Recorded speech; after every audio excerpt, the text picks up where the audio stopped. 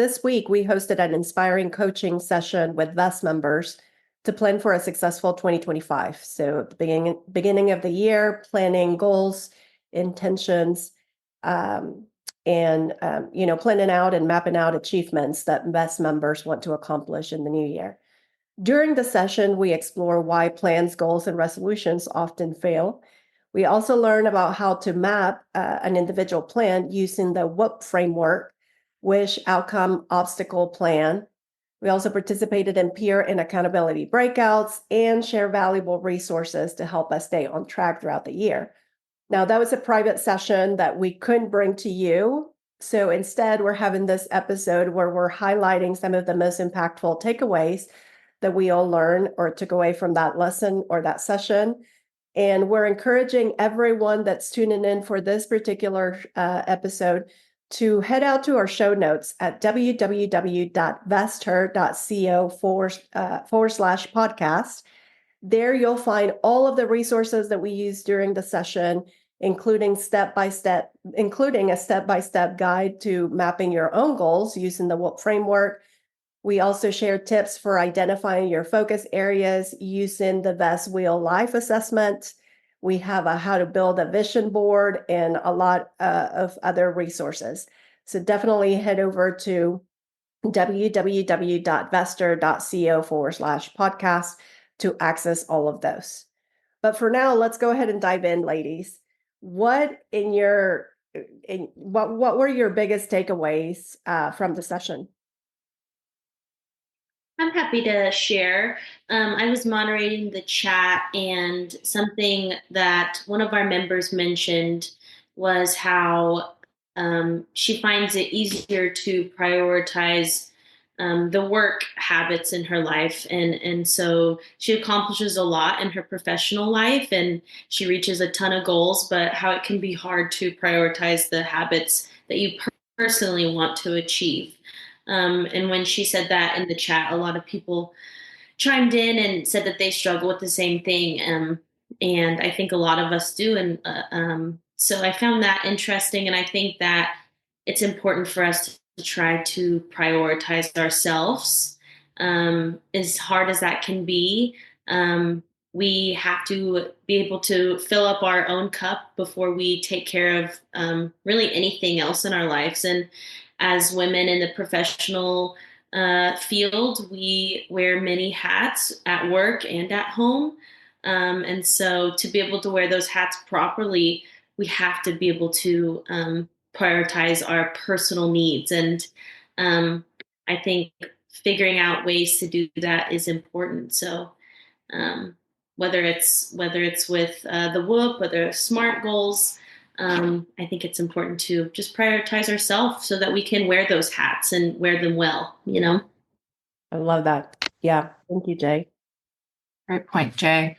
I think one of the biggest takeaways I had from the session was just when we went over just why plans tend to fail, right? So really reflecting on what has worked and what hasn't worked in the past, because I think it's so easy to just jump right into a goal. It's the new year, new me, like setting resolutions. It's time to go. What are you doing? How are you changing? And I think it's really important to take that time to reflect on what you've done, what's worked, what hasn't, to really set yourself up for the goals, the meaningful goals that you want to achieve in the year, in the month, in life. Sarah, how about you?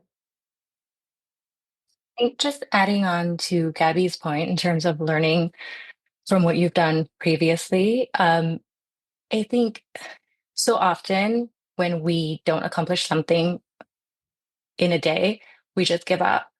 And I feel like that shouldn't be the case. It's like okay, this day I didn't get to do it, but we'll start again tomorrow, and just continuing and giving yourself more grace, because it's 365 days to a year, a long time. So, you still have 365 days to get yourself back up and continue doing what you need to do. So I think, more grace. Yeah. And it's easy, right? When it's easy to fall into cynicism. That's how I find myself, like feeling cynic about resolutions or like, oh my gosh, it's just another year or whatever. But in the reality, most of us that are feeling that way, it's because we feel depleted and maybe burned out. And then you actually do take the time to do all of this planning and mapping out resources and figuring out systems that are going to help you keep you accountable. I think helps a lot with that, and helps a lot with, like you said, giving yourself grace when things don't pan out the way you plan them. And it doesn't mean that you have to quit. It just means that you hit a bump, and never tell your friends or other best members, oh my gosh, you suck, you failed today. You would just give them grace and say, try again tomorrow. So we need to we need to have that same kindness with ourselves as well. Well, what about you individually? What are some of the challenges that you personally face when you're planning out for the year, and how do you overcome them? Anyone? I think for me, it's that overwhelm of wanting to fix so many different areas in my life and not really prioritizing the right one. So getting overwhelmed with too many options and then not being able to define a solid plan for any of them. So then it just kind of feels like nothing is working, but it's really because I didn't take the time to prioritize what I wanted to do.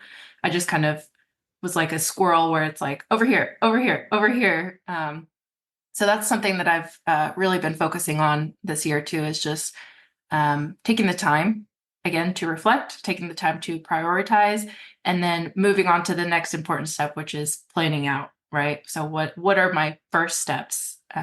And not looking, for me specifically, not looking too far ahead, because then it gets, again, a little bit more overwhelmed, and just planning out my first steps. Love that. Sarah, I, Jane, Jen? I can And you, oh, sorry, Sarah. no, you I, go ahead.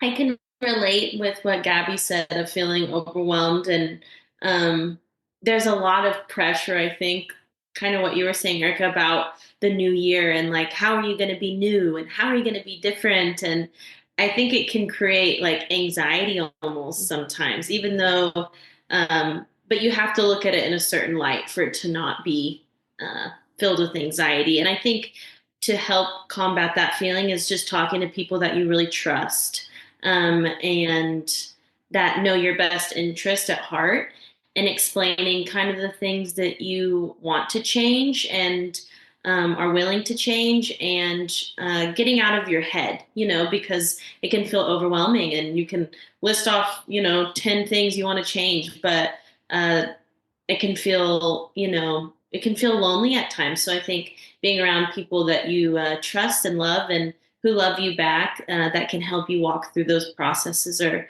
a really good idea too, because we definitely don't have to be alone when doing all this either. So Yeah. that's what I'd say. I also love that some of the members share, for this year, my goal is to rest. It's to not always be on this constant achievement and go-getting mode. And that's okay too. That can be a goal, right? Like first assessing maybe what you need to let go this year. And I love that a lot of members share that. And it has to do with, if you're feeling overwhelmed and tired, and you just need to refresh and maybe focus on other areas of your life that don't necessarily have to do with work, it's totally fine. So I love that. Thanks for sharing. Sarah, anything from you? Just to add to what you were just saying, I feel like we are so conditioned to thinking that resting is like not productive. Like you're not, like this guilt that you feel for just taking some time off, and resting is so productive, right? It is something that is, you're working on it. You're working on re-energizing, recharging. So just sort of changing your mindset to Yeah. thinking that way when you are taking a rest. So I think that's something that I'm definitely going to work on this year. I took my first nap of 2025. I talked about that during the session, and I actually did it yesterday. For some reason, my energy was just gone after like I think 1 p.m. Yesterday. And you're right, Sarah. I feel guilty because there's so much to do, but I literally just had no energy and just had to go and take a nap. And I felt guilty, but then I also felt great. And today I was ready to go and pick back up. So love that. Um, A lot of our members share unique approaches, some of their unique approach to keeping themselves accountable throughout the year.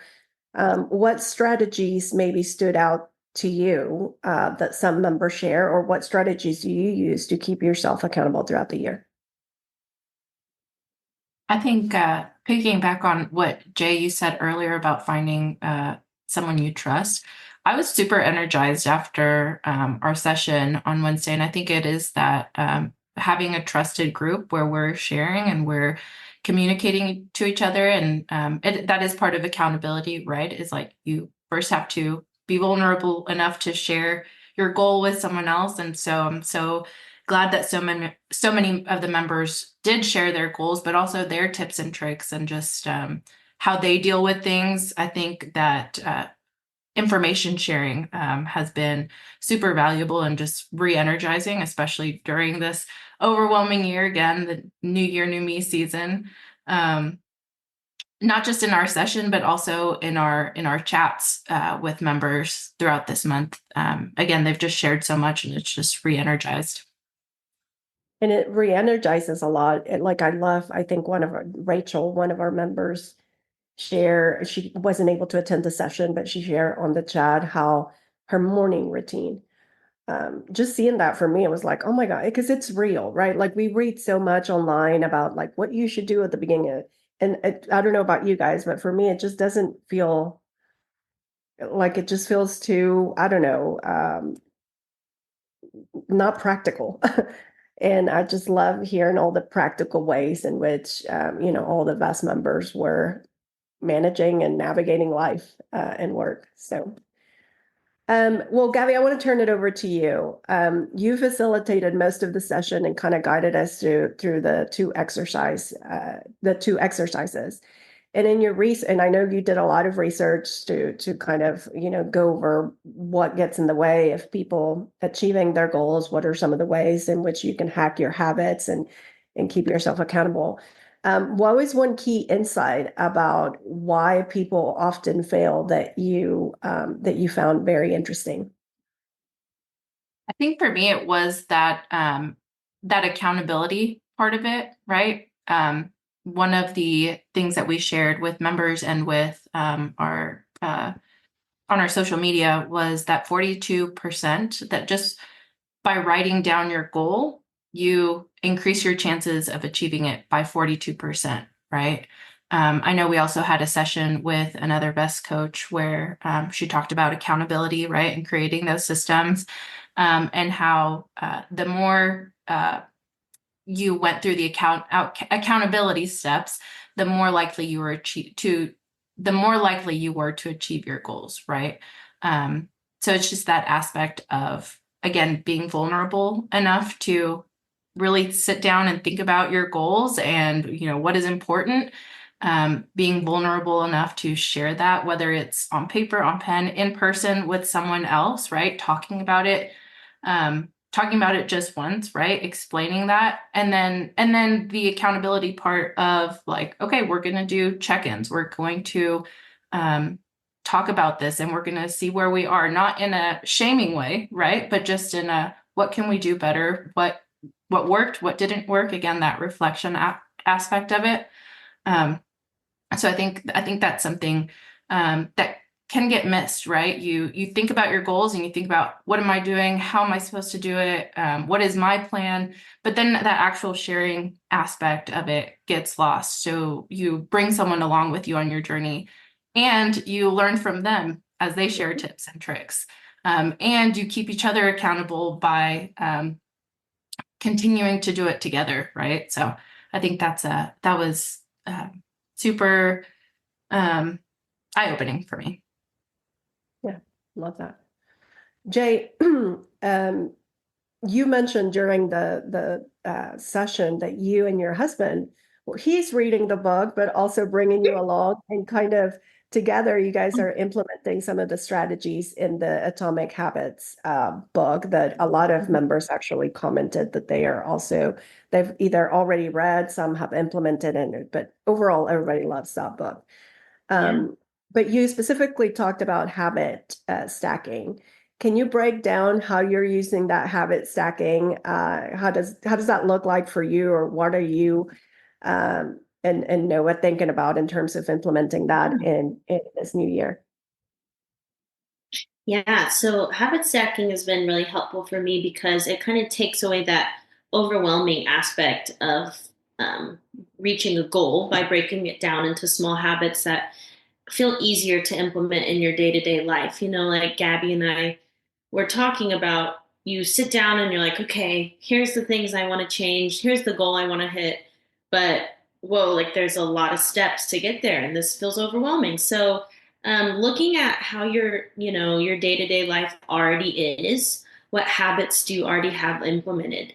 And talking about morning routines, that's where I'm trying to implement my good habits. So, what do we do every morning? I brush my teeth every morning and I wash my face every morning. So, writing those, having a set habit that you can build off of is essentially what habit stacking is. So, after I brush my teeth and wash my face, then I'm going to read my book for 10 to 20 minutes. So, reading in the morning, that's a habit that I would like to stack on to my already habits that I'm already doing, habits I'm already doing. After I do the reading, then I'm going to have a nice protein filled breakfast to help my energy levels. And then after I have my protein breakfast, then I'll have my vitamins, which will also help my energy levels. And that's something that I am trying to work on. And that's kind of my goal, is to have more energy. And I think, like we're talking about, Erica, morning routines can, like, when you read about them, they can feel so practical or impractical, and you're like, I don't know if I'm going to be able to stick to that because it sounds a little like I just kind of want to start my day. But um, really, when you slow down and you take your time, it can make your day uh, flow better, and you have this sense of natural energy just from taking care of yourself in the morning. And that's essentially what habit stacking is taking your habits that you've already done and adding a couple every day that is reaching towards your goal. So for me, it's reading my book for 20 minutes and then eating a really great breakfast and taking my vitamins. And those three stackable habits alone are helping me feel more energized throughout the day, which is what I've been wanting. So Yeah. yeah, it's been really cool to not specifically read that book, but to learn from Noah and get some great advice. And it's been really helpful. Yeah. And I love that even before you talked about stacking habits, actually, Sarah, you talked about how one of your goals is doing 8 to 10,000 steps, but also spending more time intentionally with your kids. And so now you go on walks, but take your kids. I mean, that's a form of stacking, right? Like you're spending more time with the kiddos, but then you're also taking them out for a walk to achieve your step count. And I haven't read the book recently, but if I remember, I think part of the benefits of stacking goals is also to make it uber obvious, right? Because the more obvious that it is, the more disciplined you're likely to be, right? Like it's part of building a system of accountability. It's like just make it obvious so that you don't miss it and you don't even question. It's no longer a decision because you've already decided I'm going to brush my teeth and then I'm going to read my book and then I'm going to take my vitamins. It's not, you don't have to add energy to your brain to make a decision or what should I read no, that's just what you're going to do. And you're just going to stack things and make it easier. Same with you, Sarah, and your steps and spending time with your babies. So I love that.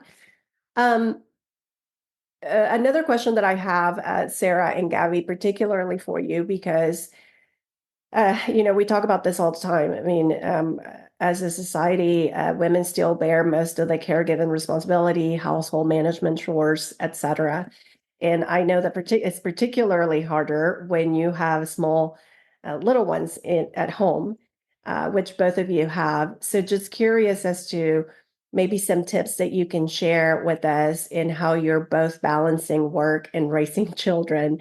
Do you have a specific approach in setting realistic goals for the year while you're still managing home and professional responsibilities?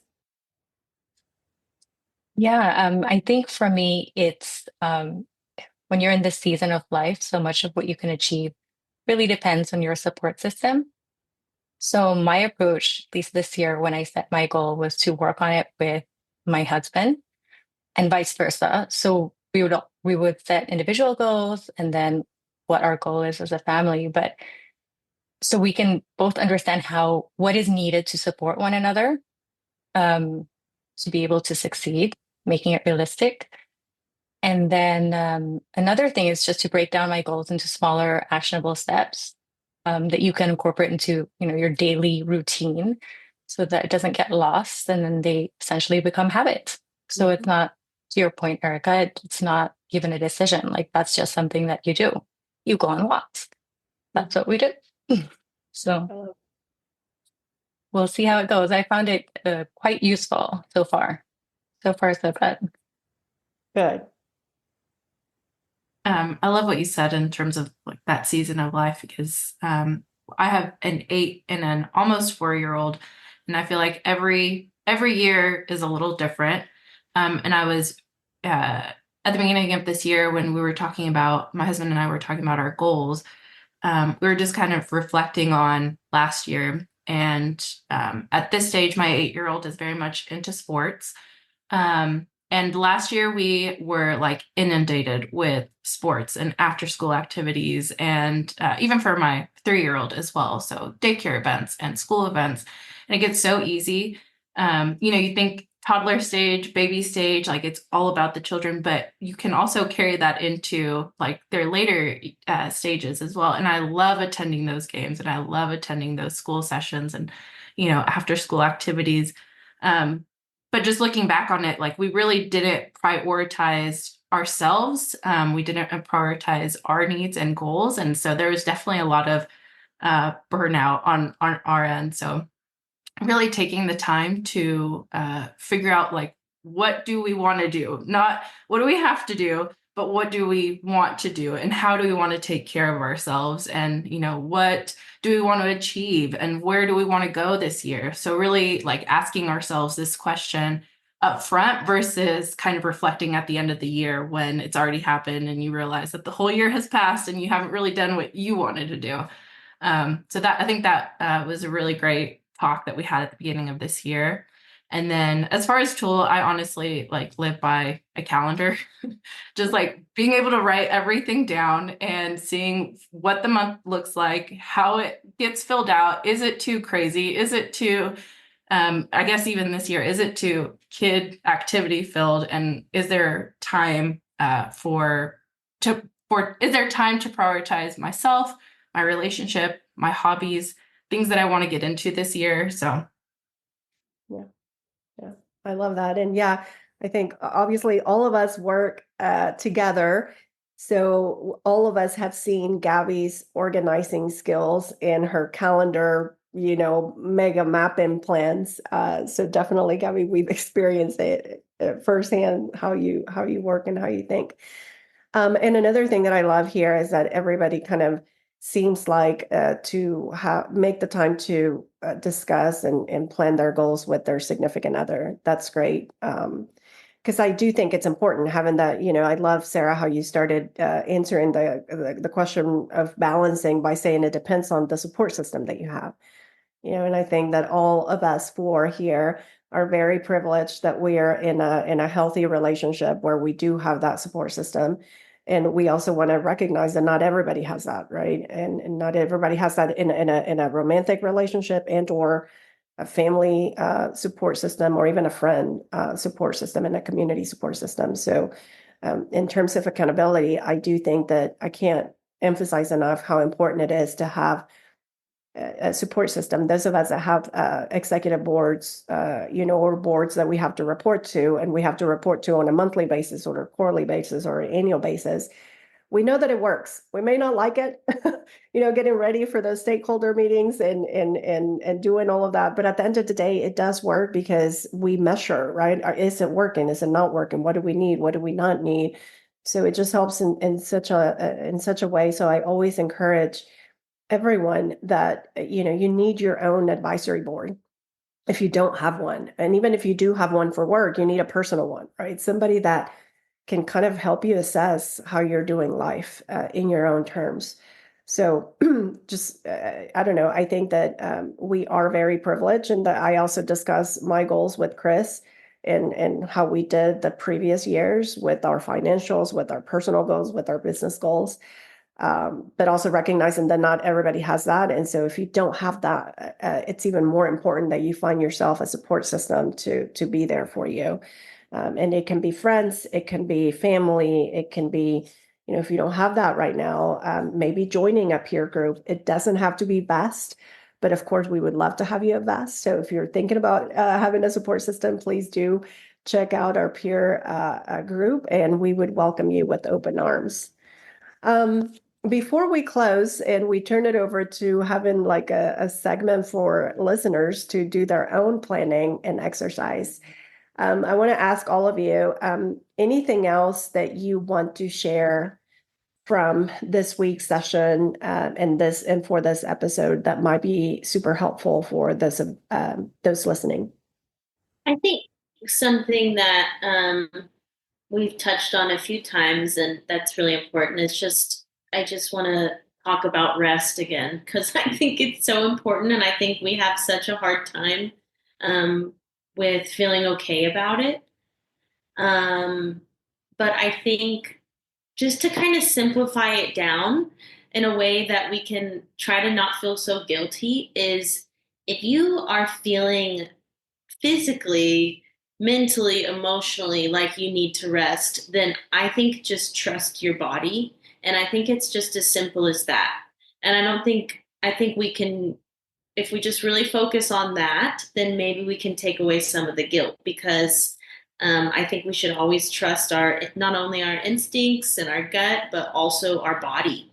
And our body is our emotional and mental state as well. And so even if you aren't physically tired and you're like, well, I didn't even move enough today. Well, you might have done a lot of other mental work that you're not even aware of yet. So um, I think when it comes to rest and taking naps and taking that time for yourself to try to take away some of the guilt, if your body or your mind is telling you that you're just tired, and I think that's all the permission that you need. So I would just encourage all of us to really just trust ourselves and our bodies.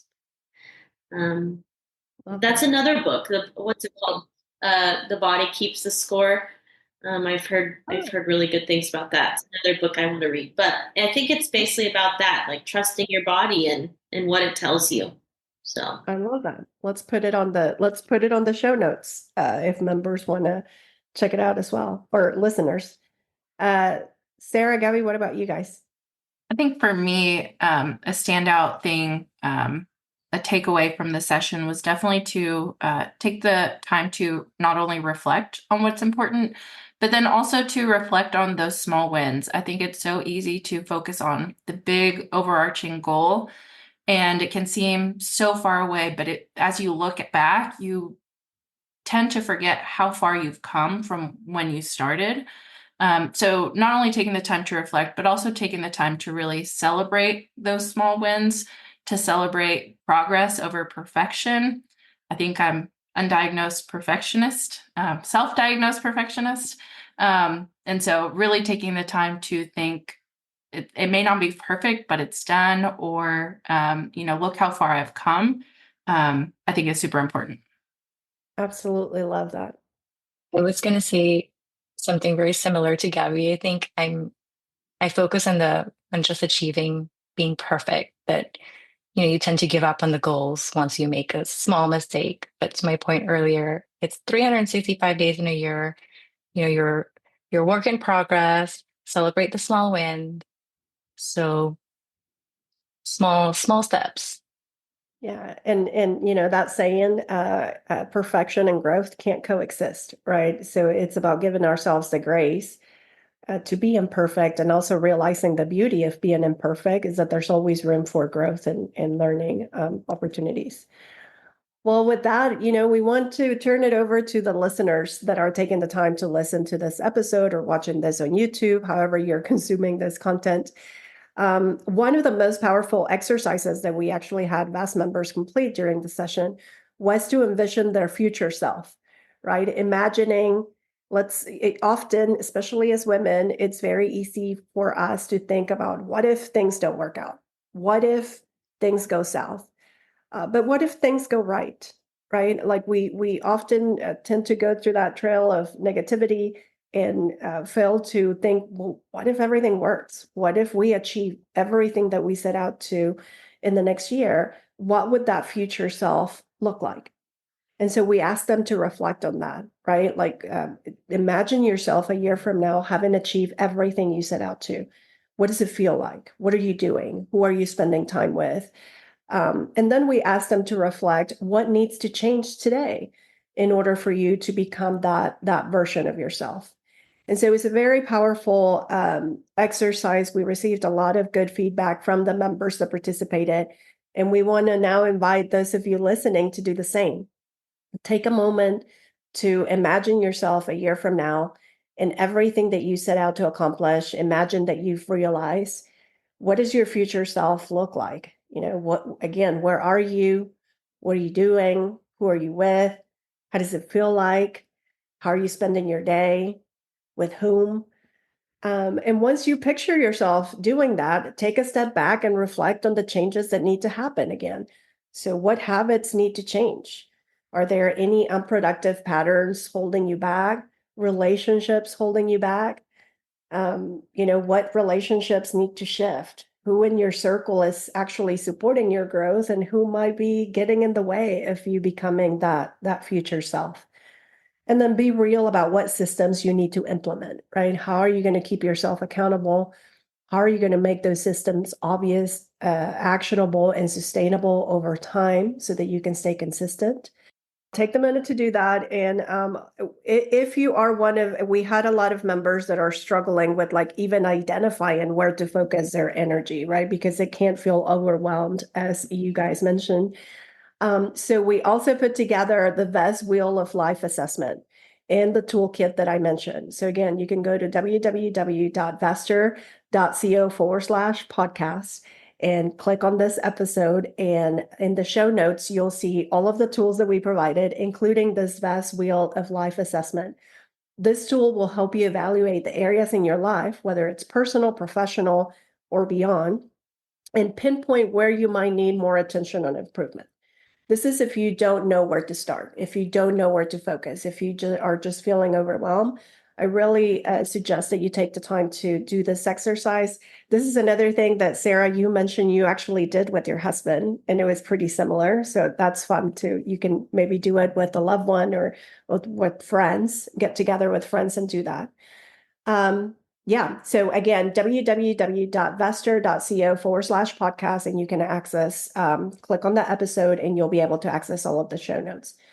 And finally, just remember that navigating life, building habits, and staying accountable is hard work.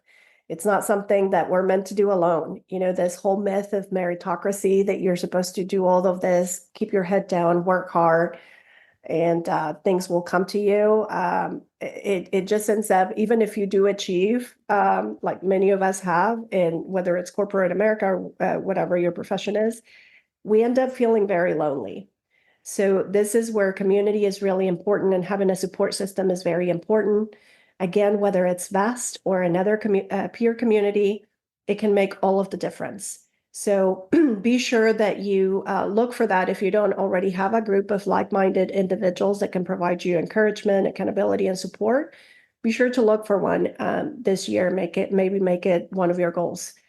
Thank you so much for listening. If you enjoy the episode, share with a friend, and don't forget to leave us a review, as it enables us to reach even more women. And if you're looking for a support system to help you stay accountable, consider investing in yourself and joining our peer network. You can learn more at www.vester.co and apply today.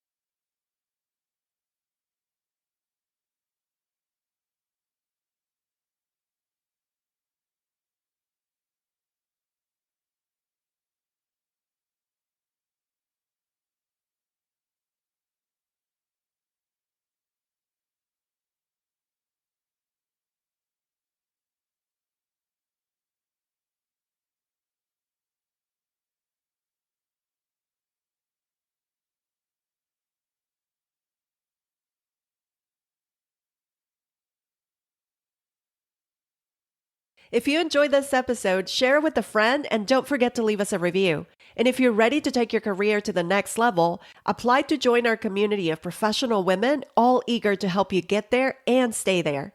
Go to www.vesther.co and apply today.